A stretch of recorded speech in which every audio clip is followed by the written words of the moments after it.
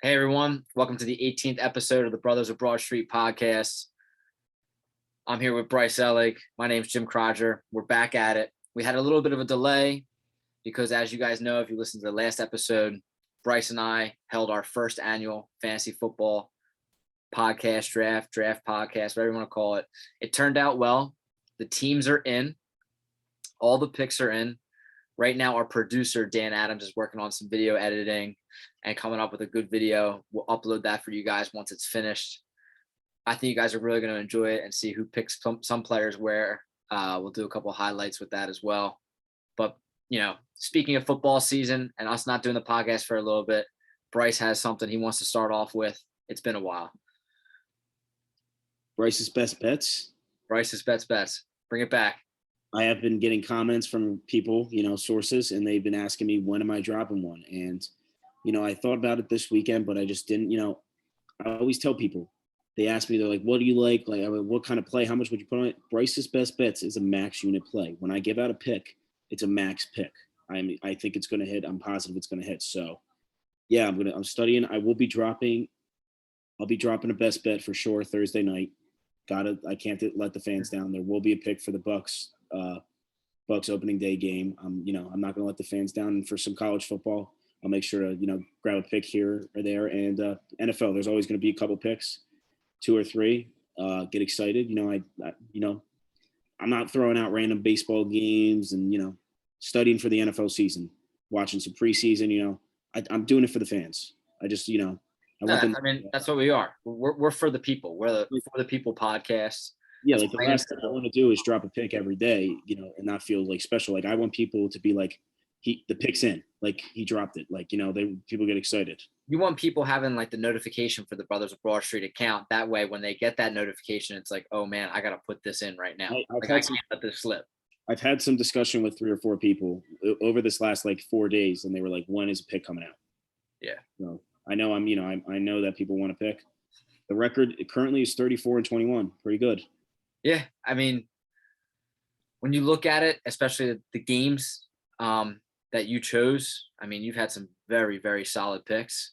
And I think the Buccaneers-Cowboys game this Thursday night is, not trying to jinx anything like that, it's a no-brainer. The Bucs are going to destroy the Cowboys. Zach Martin, like you said earlier, he's down with COVID now. Dak Prescott, we don't know what's good with his injury. I don't even know if he could actually throw a football. Yeah, I mean, have you heard anything more about his shoulder, or have you seen anything in Hard Knocks? Well, I watched the first 2 episodes of Hard Knocks, and I'm just gonna be straight up honest. It was so bad that I just couldn't watch any more of it. I'm just being honest. I had high hopes for Hard Knocks because I didn't watch it last season because COVID. But yeah, I was really looking forward to the Cowboys because, I mean, at the end of the day, I hate the Cowboys, but they have exciting players like CeeDee Lamb, Dak Prescott, Elliott. Yeah, that's exciting guys.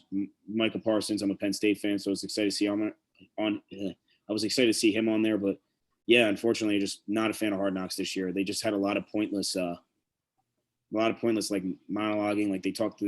They spent 30 minutes on this guy that wears rec specs. I just don't care about him. I just don't. So, not to get in on the Hard Knocks, but yeah, but what I'm saying is with the Hard Knocks is the fact that Dak Prescott throughout the first 2 episodes wasn't allowed to even throw a football 3 yards. They don't want him using his shoulder at all, which obviously is a little concerning. I mean, I always think it's really important for a player to play in the preseason, no matter what, whether it's a drive, just, get back in, football groove. And Dak Prescott hasn't played since almost a year. So it's definitely a little bit of a concern to jump into the Super Bowl champs. Tom Brady doesn't let up on anybody. That team's back, all 22 starters. They didn't lose any coaches. And, Dallas still has a really weak defense. Yes, they have a great offense, but no one knows with Dak. And they lost probably their all-around best player on that team in Zach Martin. So, yeah, it's not looking good for them. Also, they're at the Buccaneers, which doesn't help.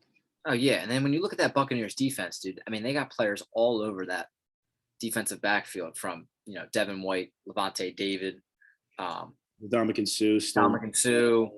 The defensive line is loaded with talent. So, take the whole shoulder injury out of it. How's Dak Prescott going to move around that pocket with the ankle injury? We still haven't seen him in game time speed. Well, they went over that on a Hard Knocks, and I still don't think his ankle is 100%. Maybe it's like 90, but I definitely don't think it's 100% yet. And also, you never know how. I mean, at the end of the day, we're all humans. You don't know how you're going to bounce back from that injury. He's probably Exactly. lost a step or two. It's not just something it heals and you're ready to get back out there. I mean, it's a significant injury, and it's just really big to me that he hasn't stepped foot on a football field and played like a competitive down of football in almost a year. Oh yeah, it's been a long time. It's been a long time. I mean, when Dak was healthy though, those first 5 games, those first 4 games, he was unbelievable. Unbelievable. I mean, he was on pace for over 5,000 passing yards. The Cowboys' offense was rolling. It's the defense that's the biggest issue with them. I just think, kind of similar to how what Jerry Jones said, this is a David versus Goliath matchup. It's already. I think he's already chalking up the Cowboys losing the season opener by saying that. I just think it always makes me laugh. I was watching First Take today, and he was on, and it just always cracks me up when I see like president, owner, and then GM. Like Jerry Jones is the GM of the Dallas Cowboys. Like it's so ridiculous. Like that's why all their first round picks are always like wide receivers and like linebackers. Like he's never drafting like a boring player in the first round ever. Mm-hmm. Oh, he's all offense. He just likes. I love it. I love the fact, and I it's a shame with the Cowboys. I mean, I love the fact that they keep messing this up, but I always bring it up like their situation is so similar to like the Steelers back in the day. They have like the Steelers had the best running back and wide receiver in the league and a top 5 quarterback for like 3 to 4 years, and they never could win because their defense would give up as many points as their offense would get. And I just see a similar thing with the Cowboys every year. The offense will never be the issue. It's just they just never really get better on that defense. Yeah, and that's what matters. We'll stick with football. That just we're so hyped for the season right now. And I was watching the Herd today, and Colin Cowherd came out with his pyramid for the year. And he's got 5 different tiers, and he's got a couple teams in each tier. In the first tier, he's got the Tampa Bay Buccaneers. Both you and I have talked about this. There's no denying that they returned 22, like all 22 starters. Their coaching staff's back. They got a full year of preseason. On paper right now, this team's the best in the league by far. Yeah, I agree. The Chiefs and the Bills are in the second tier. Now, this is where we might have a little bit of disagreement. The Chiefs, I would put in the second tier. It's going to be interesting to see how that offensive line gels because now they got 3 new pieces on the offensive line. I think they have 2 rookies and 2 veterans. Yeah, I know they brought back they got Orlando Brown from the Ravens. They got that Joe Tooney, I believe you pronounce it. He's been one of the top centers in the league. And then they also get back, I can't pronounce his name, but he was out last year. He sat out due to COVID. He's like he's like a doctor on the side, which is huge. But he's back. It's big. I mean, the Chiefs' only issue we all know was the offensive line, and that's what killed them in the Super Bowl. Oh my God, the Buccaneers defense was having a field day. The Chiefs are going to be the Chiefs. I think they're going to have a great year. Obviously, I just think right now that the Buccaneers are just better than them. I don't see the Chiefs or the Buccaneers losing more than 3-4 games this season max. Like max 4 would be to me 4 would be like a really bad season for both of them. Like I just don't see them losing that many games. Cowherd said that he could see the Chiefs going 12-5. Now, also for you guys who don't know, the NFL season got extended another game this year, so that is going to be interesting for playoffs, and how each team does throughout the season. So 5 losses seems like a lot for the Chiefs. 5 losses seems like way too much for the Chiefs. I just don't see them. Granted, I haven't seen their schedule, but I know their division isn't necessarily the hardest division. You know, they got the Chargers twice. They can win both those games. They got Raiders twice. They can win both those games. And then who's the other team in the division? They got Raiders in Denver, right? In Denver. And depending on Denver's quarterback play, which I'm not very high on. They'll sweep Denver. I'm not high on Teddy Bridgewater, so I could see them sweeping them. So, that's 5 to 6 wins. They probably lose 1 division game maybe, but I just don't see it. I mean, I know they play the Eagles week 4. I'm going to that game. Don't see them losing don't see them dropping a game to the Birds. But there's going to be no fluke there or no underdog victory. Yeah, I mean, it's just at the end of the day, Mahomes has proved it. I mean, I don't know how you could doubt him at this point. I mean, it's been 3 years of being stats-wise the best quarterback in the league. So I just don't see why, unless he gets injured, which I hope he doesn't because I'm a huge fan of him. I don't see them having another fantastic season where they win, almost every single game and they get all the way to the AFC Championship, no problem. So, Bills, where do you see them finishing with their record this season? In my opinion, I don't think their division is that strong. I hear a lot of talk on sports shows and stuff like that about the Patriots putting together a nice team, Mac Jones having a great camp. Well, this is And I hear about the Dolphins, but still, in my opinion, the way the Bills played last year, I think they're going to have a great season this year. The other big thing is too, their division's not much of a threat because one, all the quarterbacks in their division, Josh Allen's the oldest, I think, which is crazy because he's still a really young guy. But Tua is only coming into his second year. He obviously didn't show much promise in his first year. I'm not very high on Tua. Mac Jones, I think, will do a solid job. He'll make the right throws, but he's not going to be like a big play guy. He's not going to run out of the pocket and make crazy plays. He's going to hit the checkdowns. He's going to do his job. They're going to win a couple games because of the Patriots. But they're not nearly as talented as the Bills. And then, you talk about the Jets. I don't really need to get into that. Obviously, this is a, first year with Zach Wilson. They got to see what he's about.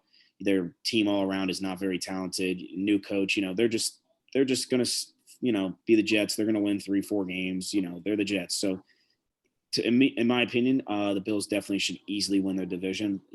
Another team that just is already getting ready to me for like a playoff type team. Like they're already, thinking about playoffs. I know that sounds crazy, but I just don't see them dropping a lot of games this year. I haven't seen their schedule, but the one thing that does worry me about the Bills that obviously worries with every team, but I just feel like a significant injury to Stephon Diggs would very much hurt this team. I'm not saying that because Jim drafted him. All right, for all you guys listening right now, Bryce brought this up before the show. He's bringing it up again. I picked Stephon Diggs in our fantasy draft, so this is why Bryce is bringing up that he hopes he gets hurt. Because Bryce does not want to see me have a successful fantasy season this year. Diggs is good for 30 a game. Diggs is not getting hurt. He's not getting hurt. This is where I'm a huge Stephon Diggs guy, always have been.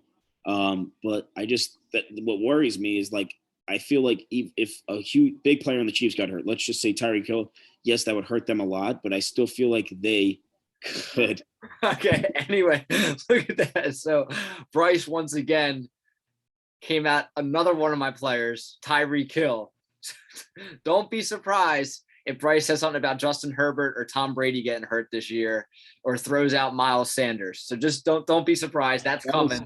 That's coming. That was actually unintended. I didn't even think, but no, but my point is like, okay, let me switch it up. Travis Kelce, let's just say he went down, which, God forbid, I'm a huge fan of him, but I feel like the Chiefs are still good enough to get past his injury.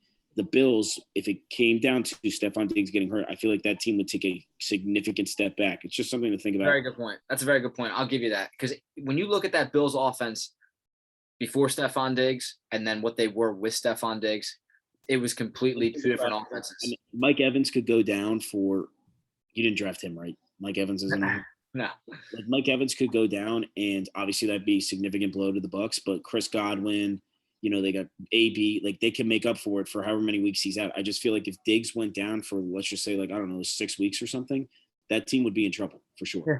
No, I'll agree with you. That's a good point. Very good point. This next tier is where I have a little bit of a problem. Yeah, I have a problem with this tier as well. In the third tier, Cowherd's got the Cleveland Browns, the Baltimore Ravens, and the Seattle Seahawks. All right. Just off the top of my head, I already have one team that's better than all three of those, in my opinion. Tennessee Titans aren't even on this pyramid at all, dude. Isn't that crazy? I'm not so high on the Titans just because their defense isn't great, but I agree. I mean, I got the Tennessee Titans having a better season than the Cleveland Browns. Or the Seattle Seahawks. I mean, I have them better than the Seattle Seahawks. Yeah, I mean, no, it's right like now, they're a coin toss to me. Like either team. Seahawks are good, obviously, in a 16-game season. They're good for 10 wins.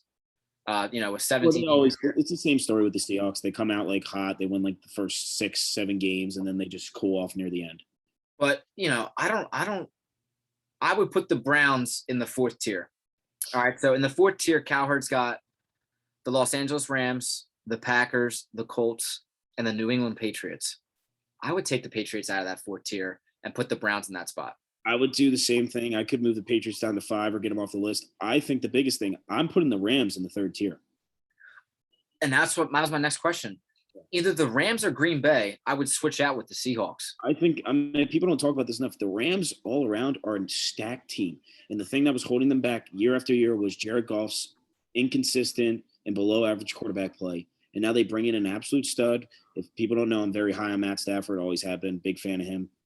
Fantasy quarterback, gonna have a huge year. Don't sleep on him. Stafford's got a lot of pressure building up for this season. He better have a good year. Could win MVP, but I think for once Stafford's finally found a home where like he has a head coach that knows what he's doing. He's got a couple great wide receivers. Obviously, he had Calvin Johnson for years, but he's just got a great all-around system. You know, I think he's going to thrive in it. I think that team's definitely got to be ranked higher. I mean, obviously they play in a really hard division, which hurts, but I mean that team's got to be up there. I'm telling you, the Rams are going to have a great season. Yeah, especially it's you know, they've been good for years. They got the two best. They got the two best players on defense. Yeah, the two best players in their position on defense. If not in just defense, they have the two best players. You know, their offense might take a little bit of hit with Cam Akers going down, but they did fill that role with your running back, Sony Michel, which is huge. And also, dude, I wanted him bad in the fantasy draft. You picked him right before me. I think he's going to have a big year. That was a good pick. Now in the fifth tier, he's got the Chargers, the football team, the San Francisco 49ers, the Dolphins, and then a question mark. He couldn't pick. This whole bottom list is messed up. They could all leave. It's messed up. First off, I wouldn't put any team out of the NFC East in any one of these tiers because I think they're all not really that good. I mean, no offense to Ryan Fitzpatrick, but he's very old, and he'll come out first 5-6 games. He'll play lights out. I keep telling people, and it's crazy. Like I hear these people all the time talking about Washington football team's great. Like they have a real shot at the Super Bowl. Their quarterback is Ryan Fitzpatrick. He's never winning a Super Bowl. I'm a big fan of him. He's great. He's electric. I'm sure he'll go off for those 4 to 5 games where he's unbelievable. But then he's going to, come back down to earth. He's going to play bad. They're going to switch on and off. Ryan Fitzpatrick is not going to be the only starter on that team. They're going to go through 3 quarterbacks for sure. The one thing that's in favor of the football team being in that fifth tier is they are in the NFC East. Like they could easily have, 6 wins. 7 wins just out of the NFC East alone. Yeah, and you could win the division. I think they're going to sweep the Eagles. I think they're much better. The defense is going to destroy the Eagles' offense. And I don't even think the Eagles' defense is that good. We're a lot older this year. The Cowboys, I think they'll split with the Cowboys. And I think the football team will, I don't know, with the Giants. Yeah, I just think the thing holding back the football team, I think their offense isn't spectacular. They've got a really good running back. They've got a really good wide receiver. They've got an iffy tight end. They need something else. They just need a quarterback. They need a quarterback. They added Curtis Samuel, which is, to me, he's just an okay wide receiver. I just feel like they're missing something besides a quarterback, maybe just one other, just a little, just above average third, second tier wide receiver. But yeah, they're not a bad team. Obviously, they've got a great coach, but I just see it's the quarterback. At the end of the day, every NFL team, there's not a single NFL team that's a top team that has a bad quarterback. Just not how it works. Another team on this tier, the Miami Dolphins. You and I both agree with this. Yeah. I don't see the hype around Tua, and I don't think the Dolphins are fifth tier worthy. I don't think they're going to come out of their division. They might be able to get the wild card this year with the season extending and the bracket opening up a little bit. I think there's 8 teams now. I just think how I see the Dolphins is like 7 teams. I think it's 17. I don't know. 7 teams, yeah. I think it is too. But how I see the Dolphins, it's the same story. Like I think they're still kind of in that little bit of a rebuild. They're not just quite there yet. Their defense isn't anything special. Yes, it's got talent. Yes, it's okay. But they got a great coach. I agree. They got a great. Good. Yeah. They got a great coach. I don't think this team, and I know this sounds crazy, I just don't think the team is sold on Tua like as a whole, because I read throughout training camp, and I get it's training camp and it's preseason, whatever. Tua did not perform well. That's significant coming into the season. They made one big ad at wide receiver. It's Will Fuller. He'll be hurt by week 4. We all know Will Fuller. Like he's just not a healthy guy, and he's not anything too special too. When he is healthy, he has good games here and there, but I mean, still the team to me is just still really not there. The running backs, Myles Gaskins. I mean, that's nothing too special. I just don't feel like they're all that talented. I really, really don't. And I think Tua's gonna. Don't be surprised if the Miami Dolphins are drafting or looking for another quarterback in the offseason, because I just don't think Tua is the right choice there. I just don't think he's an NFL-type quarterback. Come back on me. I mean, we can come back to this. Maybe I'm wrong, but I just don't see it with the Dolphins. I just don't think they're that good of a team. And especially in a division that the Bills are in, they're going to lose 2 games to them. I see them dropping a game possibly to the Patriots, and I wouldn't even call it crazy if the Jets beat them on accident. They're just not that great today. I mean, in my opinion, Cowherd's got the Patriots too high. I disagree with the Dolphins and the football team being in that 5th tier. Now, the Chargers, you could make an argument. There's been a lot of quarterbacks over the past couple of years from their rookie season to their sophomore season. They make a great jump. I know you don't like this name, but Wentz from his rookie year to his sophomore year, that was an insane jump. The Eagles went from 7-9 to 13-3. He was MVP. Yeah.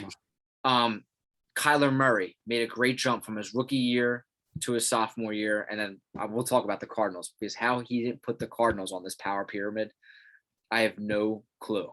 I agree, but there's reasons. Just their division's so tough. Like, I mean, winning 3 division games is going to be hard for them. I know, but the Cardinals, I would put in front of the football team. No, I agree. I would put them in front of the Chargers. I think Chargers are good, but the Chargers they got to face the Chiefs. No, I agree. You know, I'm high on the Cardinals. I love Kyler Murray, and D-Hop's been my favorite wide receiver in the league for 5 years. I mean, they've got a great team. Their defense isn't great, and I'm still iffy on Cliff Kingsbury. I don't know if he's a great coach. Okay. This is his year. I mean, if it's bad, he's out, and if it's good, he stays. But yeah, I would replace any of those bottom teams with the Cardinals. How do you feel about the 49ers? Dude, the 49 I'm going to bring them up. If the 49ers decide to put Trey Lance in early in the season, they are going to be a phenomenal team. What tier would you put the 49ers in if Trey Lance is the quarterback? Right there. I'm comfortable right there. Still, you wouldn't move him up? Because right now, Jimmy G's a starter. Yeah, no, Jimmy G's going to struggle. He's not good. So you think either with Jimmy G or Trey Lance, the 49ers stay in the 5th tier? Yes, and I mean, you don't see them moving up to the 4th or 3rd floor? I can see them creeping up into the 3rd floor possibly, but no, I'm high on Trey Lance. I'm putting him in the 4th floor. I'm putting him in the 4th floor. Wow. Now, once again, to repeat, the 4th floor, Cowherd's got the Rams, the Packers, the Colts, the Patriots. You got to get the Colts out of there. No. Just because we really don't know what's going on with Carson Wentz. Yeah, we hear that he's healthy. We hear that he's not healthy. We don't know. And obviously, if Carson Wentz isn't the starting quarterback there, that team is obviously not going to be that great. I mean, we all haven't seen Jacob Easton or Sam Ehlinger, whoever's going to be the starter there. I think it's going to be Easton if Wentz doesn't play, but that's obviously a significant thing to not have, the starting quarterback play. The Colts last year had the number 1 offensive line. I know they lost their left tackle. They're on their 3rd string left tackle now, actually. Well, they brought in Eric Fisher, former number 1 overall pick. He's had a couple good seasons for the Chiefs. Yeah, but he gets in big penalty trouble. I always remember him having so many fouls. To me, to bring him in on like a 1-year deal, he's been a Pro Bowler 2 out of the last 3 years. I definitely think that's a significant quiet move. I mean, he protected Mahomes. I don't know, blindside. Yeah, blindside. He was the left tackle, I think. So yeah, he protected Mahomes. I mean, he was on the Chiefs for how long? He was on the Chiefs for like 6-7 years. No, probably 8. I thought he was on the Giants. No, Eric Fisher. Oh, I'm thinking of Eric Flowers. No. Eric Fisher, number 1 overall pick in like 13. Oh, he's on the Colts now? Yeah, he signed with the Colts. Oh, wow. I didn't see that. He didn't play in the Super Bowl because he tore his Achilles the game before. Oh, that's a good addition. So that was Dude, the Colts were good last year, and nothing against Philip Rivers. Philip Rivers is just old. I think Wentz is a better athlete and quarterback than Philip Rivers. Philip Rivers had a good year. They were no joke. But the thing about the Colts that scares me a little bit is their offense is all around not very talented. I'm not saying because of Carson Wentz. I'm saying their number 1 wide receiver right now is Michael Pittman Jr. I think I'm high on him. I think he's a great wide receiver. He only had 1 touchdown last year. He had an okay rookie season. T.Y. Hilton's out for some time from what I know, and he's definitely not the player he used to be. Tight ends wise, I think maybe still Jack Doyle's their tight end. He's obviously pretty old. I just don't think their offense is that scary. Their defense is very good. Their offensive line is the best, one of the best, if not the best. No argument there, but it's just that offense is a little suspect to me, especially with not knowing what's going on. None of us know what's going on with Carson Wentz. Is he healthy? Is he hurt? No one knows. Right now he's under the COVID protocol. But I think it's lining up that he will play. I think he's going to play week 1. Yeah, I think he was put underneath that, underneath the guidelines a couple days before. I know he's not vaccinated. He's not. He's not about the vaccine, so that's going to suck for him during the year because I know they're making it really hard on players that aren't vaccinated. You got to get I tested. know. And if he's got to sit out at any point, that hurts the Colts. That would move the Colts down a tier. Yeah, They would drop a couple games, no doubt. that's what I'm saying. Like, I mean, that's the only reason. Like, listen, I'm a Carson Wentz hater, as big as a hater gets, but I'm not going to deny that the Colts are a very talented team, and if he plays at the ability he can play at, they're not a team to overlook. But it's just with me, I just really don't know what his status is, and if he doesn't play, I'm not confident the Colts will be that good of a team. Yeah. Last question for you. Drew Brees obviously retired at the end of last season. The Saints now have Jameis Winston as their quarterback. Taysom Hill will get some time, a couple plays here and there. Would you put the Saints at that question mark in that fifth tier? No, I think how many wins do you see the Saints coming away with this year? 7. Oh, 7 or 8. I'm not very high on them. I mean, Jameis Winston is not a winner. I mean, not in college he was a winner, but in the NFL he's not a winner. I mean, eye surgery though. He could see now. I mean, he's known for the 30-30 season. It's like a joke. I mean, to throw 30 interceptions in a season is absolutely ridiculous. I mean, we all know his 5 years in Tampa were definitely forgettable. And what makes it look even worse is the fact that Tom Brady came in, and I'm not saying the team was the exact same, but the talent was there. And Tom Brady came in and won him a Super Bowl. Obviously, Tom Brady significantly better than Jameis Winston, but it's something to notice. I think the Saints aren't very talented. Michael Thomas is going to be out from what I hear at least the first 6 weeks of the season. I'm really high on that Cowherd kid. We'll see how he plays. Obviously, Alvin Kamara is going to have a great season. Their offensive line isn't anything special. Their defense. Sorry, I just got to cut you off. I throw it out there again. Michael Thomas, I also have him on my team again. I heard 4 weeks. Bryce is here in 6 to 10 weeks now. So I don't know. I don't know if he's just throwing that out there. I mean, there's no secret that he's on the IR to start. I bet next episode Michael Thomas will be out for the year. But go back to your point, my bad. I also heard that Michael Thomas is they're not on good terms with the contract. A lot going on over there. No, he's just upset Drew Brees left. Yeah, I mean, at the end of the day, we all know Winston. We all love him. We all support him, but he's just not a winner. I'm the Saints at best. The best the Saints will do this season, if they have the best season ever, is 9 wins. They're not getting any more than 9 wins. Let me ask you a quick question. Who would you rather have as your quarterback? Would you rather have Jameis Winston or Teddy Bridgewater? That's tough. I thought you were going to say Mariota. I was going to. No. I wanted this popped up in my head. Who would you rather have, Teddy Bridgewater or Jameis Winston? Winston. Okay. I couldn't be any lower on. I am the least biggest Teddy Bridgewater guy probably ever. All right. So now, the Saints pretty much have the same team that they did last year. And 2 years ago, when Teddy was the backup and Drew Brees went down with that shoulder injury, Bridgewater went 5-1. The Saints lost no momentum whatsoever. I think he actually went 6-0. I think he might have went 6-0, and then he got traded. I think he was definitely. I think he went undefeated. Yeah. So I'm not saying Saints are going undefeated or anything like that, but if you would rather have Jameis Winston, I think the Saints have potential for a quietly good year. Obviously, I 10 think wins. 10-7. 10-7 is really not that good. Could they go 11-6? No, 9 wins max for that team. Just because, I will say their division's a little bit. It's not great. Obviously, they're going to lose 2 games to the Buccaneers, no doubt. They'll beat the Falcons. I think they'll beat the Falcons twice. I think the Falcons are going to be one of the worst teams in the NFL. And they got Carolina too, right? I think the Carolina is a sneaky team. I think they could definitely be a surprise. You think Sam Darnold has a good year? Yeah, I think teaming him back up with Robbie Anderson, giving him an actual head coach and Matt Rule, not Adam Gase, and getting a running back like Christian McCaffrey and a solid offensive line and a solid defense, that team is definitely not something. That's a good game you could do for your Bryce's bets. Carolina Panthers play the Jets. Sam Darnold plays his old team. He's coming for revenge, definitely. And I'm high on. I'm not a big Sam Darnold guy, especially when he was with the Jets, but I'm a lot higher on him this season. I think that team's got a lot of talent. Robbie Anderson, DJ Moore, Christian. If you got McCaffrey in your backfield, that automatically makes you about 3 times better. Yeah, think about it. He had Le'Veon Bell for half a season, and then he had a bunch of he had Samaje P-Rod. Now he's got Christian McCaffrey. It's significant change, and he's got a head coach that isn't Adam Gase, which is huge. So I think they're going to be a sleeper team. I think they'll definitely beat the Saints at least once. So yeah, I just don't know. I'm not high on the Saints. Sean Payton has proven me wrong over the last couple of years. I thought Good that team coach. He's a good coach. definitely a great coach. I doubted him multiple times. I thought their reign at being one of the best teams in the NFL would have ended 5 years ago, but no, they were able to bounce back.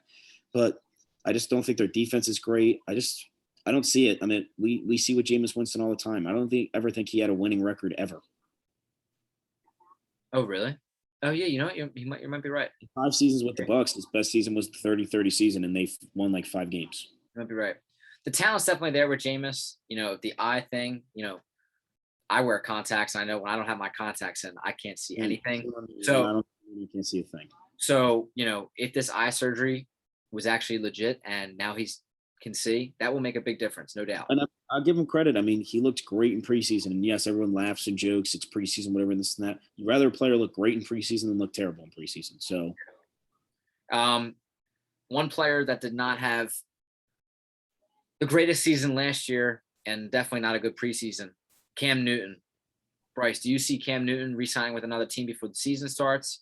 Or do you think Cam Newton will be a signee, like if a team starting quarterback gets hurt midway through the year, they bring Cam Newton aboard? as of now, the only team I could see him signing to is the the Texans, not Tennessee, sorry, is the Texans. That's the only team I see him going to. Obviously the fans are not looking forward to this season right now. Tyrod Taylor's their starter. They named him the starter today. Obviously, we all know Tyrod Taylor. I forgot about Tyrod Taylor. Yeah, I didn't even know he was still in the league, but he is. I mean, he's known as that guy that's going to be a starter for like 3-4 games. He's going to play bad, and then, they're going to look to go somewhere else. I don't think Deshaun Watson's going to play at all this season, from what I'm hearing. I mean, yeah, everything's obviously a mess with that situation. I'm just going to stay out of that. I don't know what's going on with that, but to me, if you want to, keep it exciting, it's kind of like everyone kind of wants that feel. Like if you're going into a rebuild, they want that Miami Dolphins like 2 years ago feel where like you're still entertaining to watch. You've got so many young players with so much upside.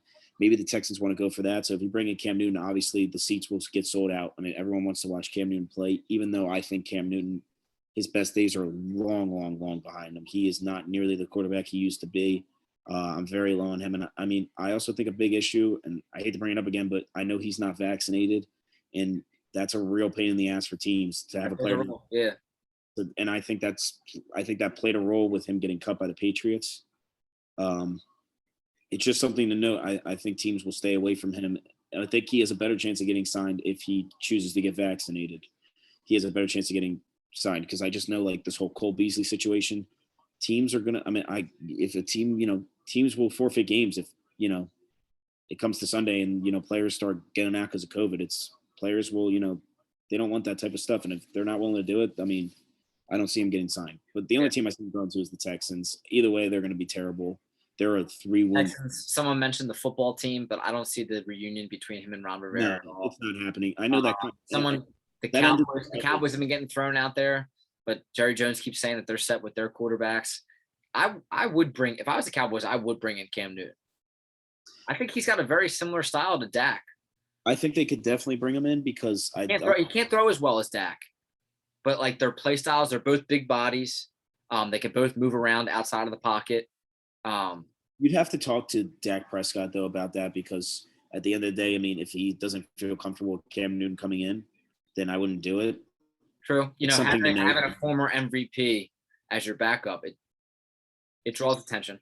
Because I still think, I mean, people look at Cam Newton one of two ways, I think. I look at Cam Newton as a really bad quarterback at this point in his career. He's definitely, borderline, like probably going to be out of the league within the next year or two. I mean, he is right now, but I think like retired within the next 2 years. Mm-hmm. But some players might look at him like, hey, like he could have a bounce. He's still Cam Newton. He's still Superman. He can still make big plays. And I don't know Dak Prescott's injury history. If he might not feel comfortable with that, but I don't see it happening. The only team I see him going to is the Texans. I know things with him and Ron Rivera kind of ended ugly, so I doubt that he'll go to Washington.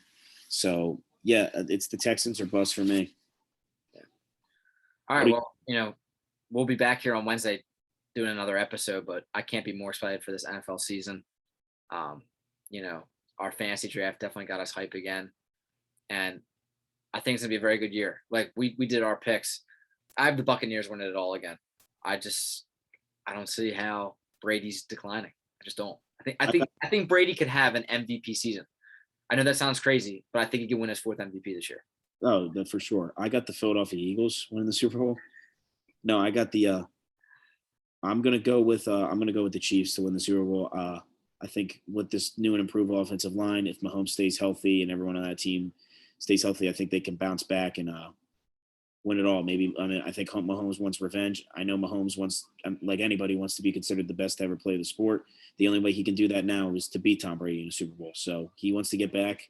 I see a Super Bowl rematch in the works. The only other team, little sleeper team that I think, not really sleeper, but a team I think could go to the Super Bowl is the LA Rams. Don't sleep on them. You put a lot on Matt Stafford. I've got a lot of faith in him. Yeah, we'll see how he does this year. He's a good quarterback. He's just, getting into that new offense and stuff like that. I don't know how it's going to work out. My sleeper pick, I have the Titans. I think the Titans are going to be a good team. I think Tannehill has potential to have an MVP type season now that he's got Julio on one side and A.J. Brown on the other. I know Julio is not the Julio from 4 or 5 years ago, but he still can play. And then you have Derrick Henry still in the backfield. And that defense is solid. It's a solid defense. It's a below average defense. No, dude, I'm almost positive they're in the top 10. I'd be shocked if they were in the top 10. They're just a little shaky. A little shaky of a defense, I'd say. Let's see. I'm almost positive they're in the top 10. You know me, I'm not very high on Julio Jones anymore. How come? He's just not. I think what's big about Julio and what's been the big downfall of him over the last couple of years is he just has trouble getting in the end zone. He's only scoring 3-4 touchdowns a year. I know he only has 8 touchdowns over the last 2.5 seasons, which, that's big for a guy like Julio not to get in the end zone like that. Oh, you're so right. I don't know. Awful. Their offense is, the defense is bad, pretty bad from what I know. Why did I think they had a good defense? Did they have a good defense 2 years ago? No, they haven't had really a good defense in a while. When did Vrabel become their coach? I want to say this is his 3rd or 4th season. I want to say 4th. This is going to be his 4th season. That was my mistake. I don't know why I thought they had a good defense. They had Jadeveon. I know they signed Jadeveon Clowney that 1 year, and they made a big deal about it, but he never played. It kind of sucks. Yeah. But all right, we'll switch over now. That's enough with football. We're switching over to the baseball diamond. They played in the middle of the day today, so it was hard if you guys were working or celebrating Labor Day. But the Phillies came away with a win against the Brewers. They beat them 12-0. They had just as many home runs as the Brewers had hits. They had 6 home runs today. Harper with his 28th. Brad Miller had 2. Kutch came up big. Gene Segura had a grand slam, his first career grand slam. This team looked awesome today. But then again, it's the Phillies. Getting hot at the right time. That's all I'm going to say. You want to talk about getting hot? Freddie Galvis right now has 3 home runs. Remember, I told you. You joked. You were laughing at me. I was like, we brought back. I want to make sure I got this right. 3 home runs in the last 4 games for Freddie Galvis. He was the perfect guy to add. Since when did Freddie Galvis turn into Babe Ruth? When he was first with this team, he couldn't hit at all, and now all he's doing is hit. He's a stud. So if Freddie Galvis leads this team to a postseason appearance, you got to be kidding me. I was watching the Marlins game yesterday. Bryce Harper hit a home run. He's helping us out so much. Him stepping up is helping us out so much. He got on base, and then Freddie Galvis was up. I said a 3-1 count. I said in my head, I'm like, I wouldn't be surprised if he went yard here, and he did because he's Freddie Galvis. Don't sleep on him. Yeah. Another player that I was impressed with today, Gene Segura, he balled out. His base running today really helped, and he's got the most hits on the team again this year. He's close to 130. I think he's got 127. I think he's got to be in the conversation of top 5 most underrated players in the MLB. How did that guy not make the All-Star game this year? I couldn't tell you. It's just not a bit. He's not. Baseball's about big names. There's players that don't deserve to be in the All-Star game all the time that are in the All-Star game because they're big names. Guys like that they get screwed, but he definitely was an All-Star this season. He's been phenomenal ever since he's been on the Phillies. He's been a great player. That was that was an ad we made 3 years ago out of nowhere, and I remember being pretty happy with it because I always thought he was a really productive and solid player. He just couldn't find that right team to, yeah, now he found it with the Phillies, and he's playing great. Whole team's playing great right now. I mean, it's a shame they dropped those two to the Marlins, the first two, because they had a chance to win those games. And, they luckily came away with a win yesterday, and now they beat the Brewers today. So they're only a game and a half back from the Braves. And I know the Braves' schedule is much harder here on out, which is big. So I can see us making a nice run. Wheeler pitched awesome again today. It was nice to see. I know it's the Brewers. It's not like you're playing the Dodgers. But another big thing is Walker Buehler struggled bad yesterday. He gave up like 6 earned runs in the first 3 innings yesterday. He had his worst start all season. The Giants killed him, which is significant because we're still talking Cy Young. So Zach Wheeler puts himself back into that Cy Young. And plus, the Brewers pitcher pitched terrible today. Workman Woodruff? Yeah, I know he was kind of in the conversation a little bit. So yeah, no longer. Yeah, so I'm just that was big for Cy Young. That was besides the point, but that was big. Harper crushed that. Did you see that home run that he crushed off of? I was watching actually. I had just turned it on, and it was what's even bigger miracle is someone was on base. I know, Segura. I mean, Bryce Harper has to have hit the most solo home runs ever this season. Remember, in the beginning of the season, Bryce Harper went 14 straight home runs without a single runner on base. Could you take that in half, put a runner on base for a half? That's 14 more RBIs he could have had. That's what I'm saying. That's what I say when like people are like his RBIs are kind of low. He's only got I think like maybe around 66, 67 RBIs or something like that. Say seven. You got 7 more RBIs. If you throw runners on base, it's a shame that we couldn't get anybody on for him. Yeah, it is. But I mean, he's still having a great season. I think he's going to come in MVP. Let's take a moment for that. He's having by far the best season with the Phils. And, dude, his numbers this year, I think he's got enough to win the MVP.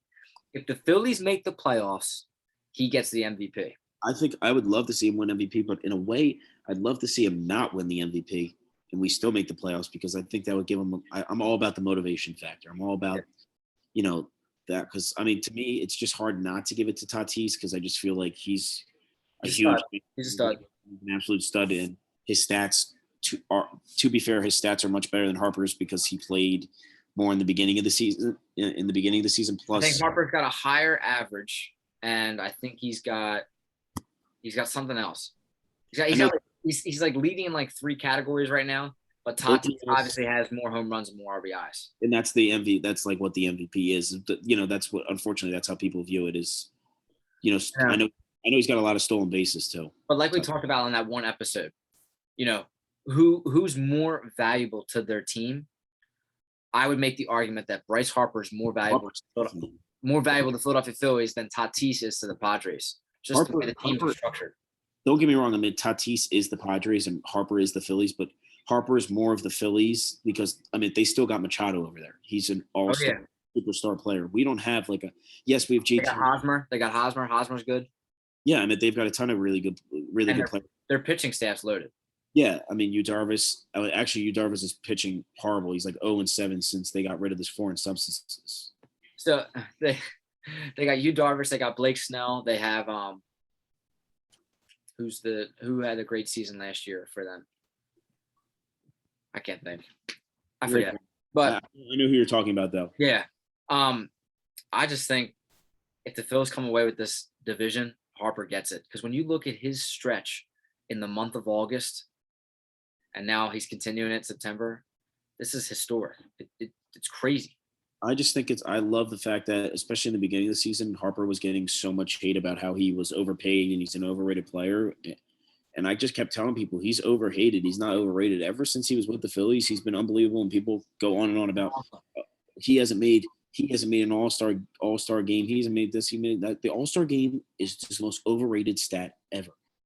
The amount of people that can become all-stars that shouldn't be all-stars is ridiculous. It's just like a fan voting. Harper has been an absolute stud. He's been everything we could have asked for since he signed with the Phillies.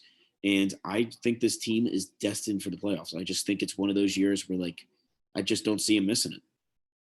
I just don't. I'm confident. They've gone on a couple of streaks of late, the 8-game win streak, the 4-game win streak, and, now they got a 2-game win streak. Hopefully they can. It's like we talked about a couple weeks ago, 2 weeks ago, when they were struggling again and they were back down to 6-7 games, and you asked me, you were like, "Are you still confident that they can fix it?" And I said, "Yeah."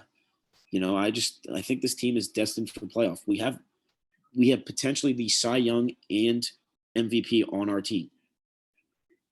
It's crazy. The rest of the team's awful. Not awful.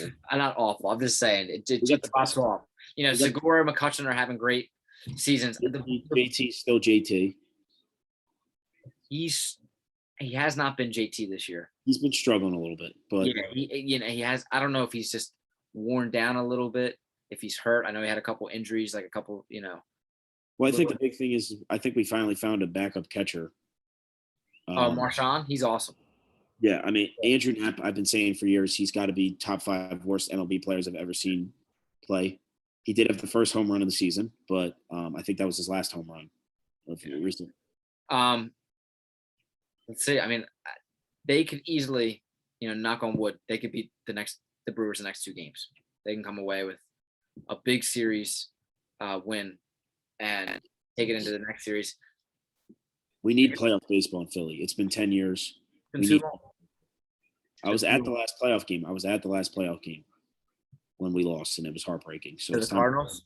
Yeah, when Ryan Howard tore his Achilles walking down the person last out. I was there for that. That day. That was little did I know that was, how the Phillies did not win with that rotation still to this day. I mean, they had Cole Hamels, Roy Halladay, Cliff Lee, Roy Oswalt, and Joe Bland. I mean, all 5 of them. Vance Worley was hot for a little bit. Vance Worley. But still, I don't know how.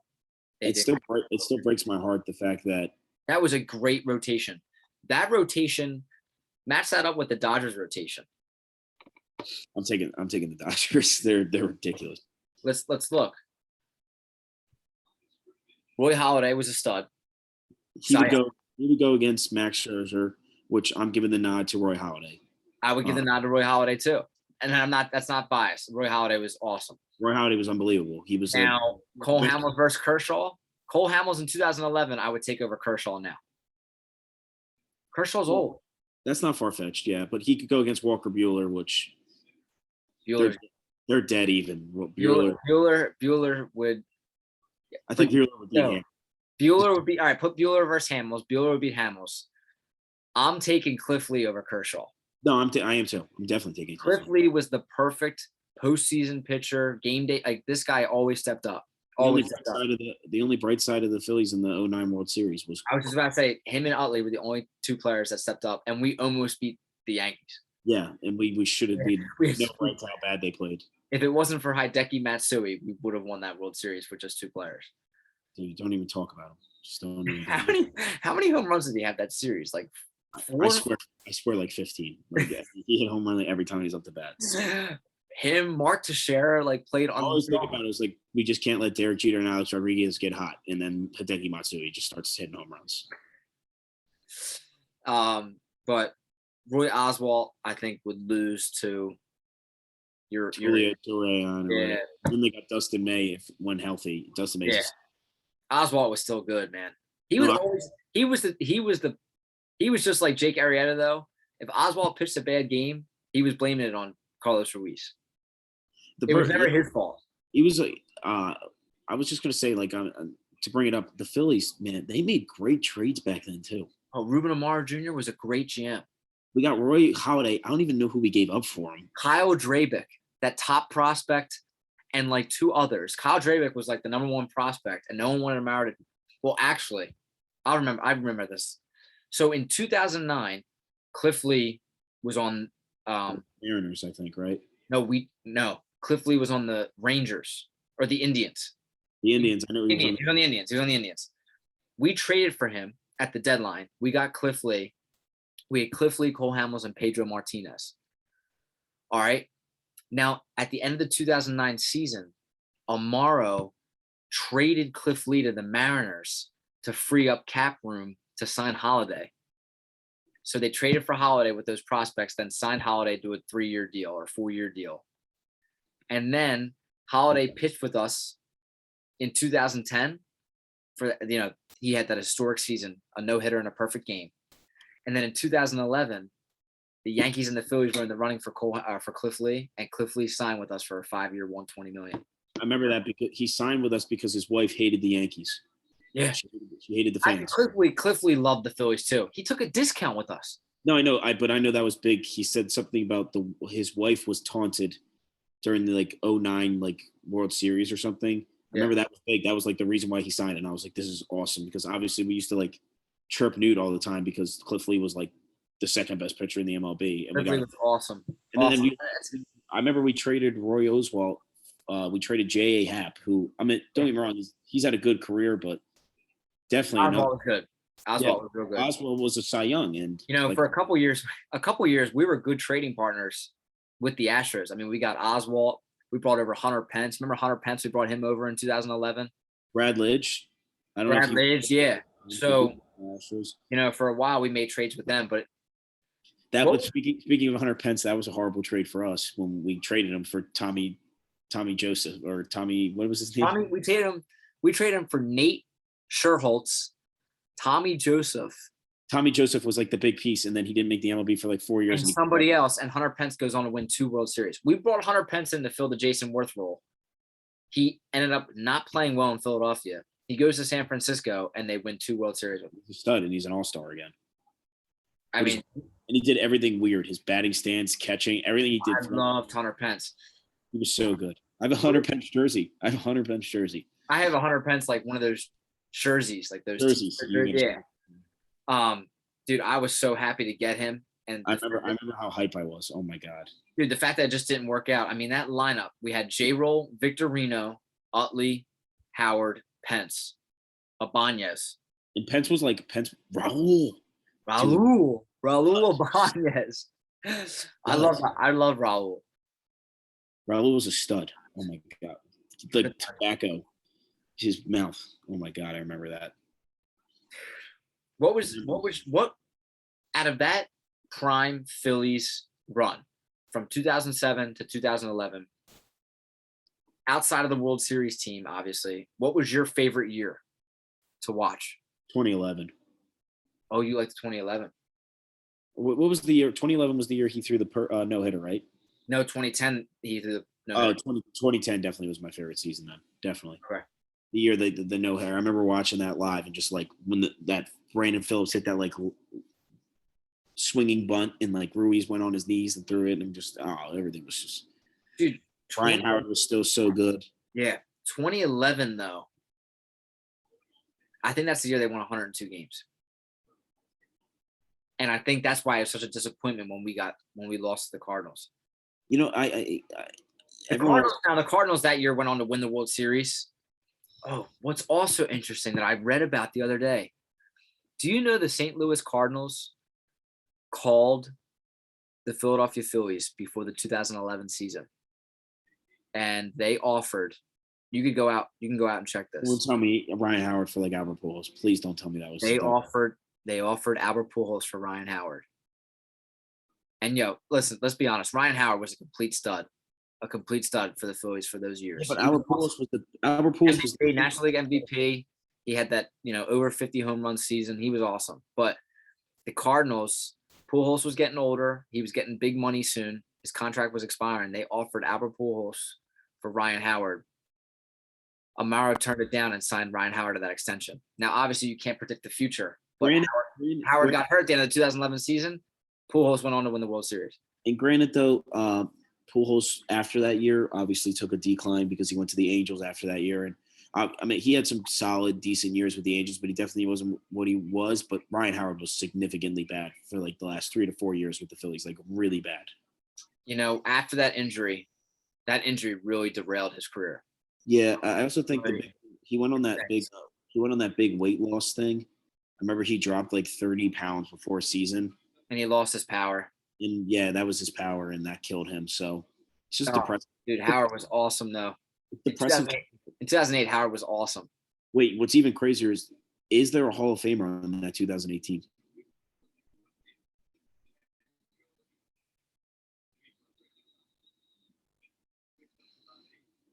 If you think about it, it's crazy. It's crazy. When you look at the second baseman in the Hall of Fame, Chase Utley's there. Chase Utley's there. And it's a shame. You want to talk about injuries that have plagued the player's career. Those knee injuries that he had really took out so much chunk of how like Utley was awesome. What hurts Utley though is the fact that if you're not a Phillies fan, you hate Chase, or Dodgers fan, you hate Chase Utley. Like Chase Utley is kind of known to be a more dislikable player, especially for what happened in that Mets series. I know, but you can't hold that. I mean, player, he's got 2 rings. No, that's what. No, he only has one. Only one ring. He didn't win with the Dodgers. No, Oh no, he didn't win the Dodgers. Dodgers won last year. Yeah, he didn't win with the Dodgers. He went twice. he was an MVP, I think. Wasn't he an MVP? No, that was the year that Dan Uggla won the MVP. That was ridiculous. If Utley won the MVP that year, his case obviously would be way stronger. Also, I don't care what anybody says. Jimmy Rollins could be in the Hall of Fame. He was just a phenomenal player. Franchise leader in hits. I mean, he is. He was just a great player, a really lovable player. He was great. I think Cole Hamels. I think those 3 for sure could get in the Hall of Fame. Ryan Howard, obviously not. I was going to bring up Cole Hamels with you because Cole Hamels has a no-hitter. He's got a World Series MVP. He's got a World Series. He was one of the better pitchers in the MLB for the better half of a decade. Yeah. I just don't like how Hamels really tailed off toward the end of his career. Right, I agree with that. Like when he went to the Rangers, he kind of, when you go to the team like a Texas Rangers, they're not really big in the media or anything like that. So just, Didn't he sign with the Dodgers recently? He did, but then he got hurt. It's a shame. Saying he's going to try to make a comeback. The big thing, World Series MVP. I know. So I don't think Hamels would get in. But I think it's crazy to not have Utley in. Like, I mean, I might be the most biased person in the world. He's my favorite Philly ever. I mean, everyone loved Chase Utley. Chase Utley is the man. I mean, as Harry Kalas used to say, Chase Utley, you're the man. I mean, all right. In your opinion, I got a question for you because that's a great question. Which player from the 2008 roster has potential to make the Hall of Fame? Who, in your opinion, was the best player on that 2008 roster? Utley. I mean, just in the field, everything he did was. I mean, obviously Ryan Howard was great, but I mean, I'm always going to be biased. I'm the biggest Utley. Forgetting about somebody right now. Think. Who? Oh, Victorino. Brad Lidge, I think, was the best player on that 08 team. And Utley Utley had to play every day, and Utley obviously. He was the best player. In my opinion, he was the best player on that team for their whole run. Jason Worth, that team was so good. Dude, that team was Pedro Feliz. That was game-winning RBI in the Greg Dobbs, Eric Bruntlett, throw them all out there. Jeff Jenkins, Pat Burrell. Who was the Asian guy? Who's the Asian guy on the team? Taguchi. Yeah. He was awesome. Legend. He had that big walk-off win for us. Yeah. Victorino, the Flying Hawaiian. You had Ryan Madsen, the Bridge to Lidge. Joe Blanton. Dude, I was at the game. I was at the game with my dad when Joe Blanton hit a freaking home run. That was crazy. Yeah, oh my God. Matt Stairs. Pat Burrell. Yeah. Oh man, that team. I'm gonna have to watch highlights of that team after this show. I think it's a good question. Who was the best player on the? I think it's Phillies team. That team is up there on most forgotten MLB like World Series teams. That like no one talks about them. It's crazy to me. Like they're never brought up. No one talks about that World Series. Like, you want to talk about a team. That team had a lot of good names. The Tampa Bay Rays had some names on the other side. They had James Loney. They Evan had Longoria, the number one prospect back then. He was like Evan Longoria. They had Matt Garza. They had Carlos Pena. The Phillies were so much better. But Joe Madden was their manager. It's crazy how fast time goes, dude. It's crazy to think like 2008. Like it's just crazy to think like Evan Longoria was like our age when he was like starting third baseman in the World Series. It's kind of crazy to think about. Oh man, that was a good series. Now we only got a minute left of the show. So, but these Phillies getting hot. It's bringing back good memories of postseason baseball. Hopefully Harper can lead us into the postseason. Like you said, I don't think that guy cares about an MVP. I think that guy just wants to win. He wants to get the city of Philadelphia enjoying playoff baseball again because, the front office isn't doing anything to help us to get that. So we got about 30 seconds left. Bryce, you want to leave off with anything before our next episode? No, I'm looking forward. Obviously, a lot of exciting stuff with baseball. Football season's back, baby. The fall air smells like football. There's nothing better. You walk outside, you got that crisp, clean air. There's just nothing better. Good. Yeah. I'm looking forward to, Sundays, sausage and peppers. Nice. Oh, Wings. It's wings, watching the Eagles just get absolutely crushed this year. But dude, great episode tonight. We'll be back here on Wednesday, guys. If you haven't already, coming out. They're coming out. Yeah. Subscribe to the podcast. Have a good one, guys. Go Birds. Good episode, dude. We're still recording.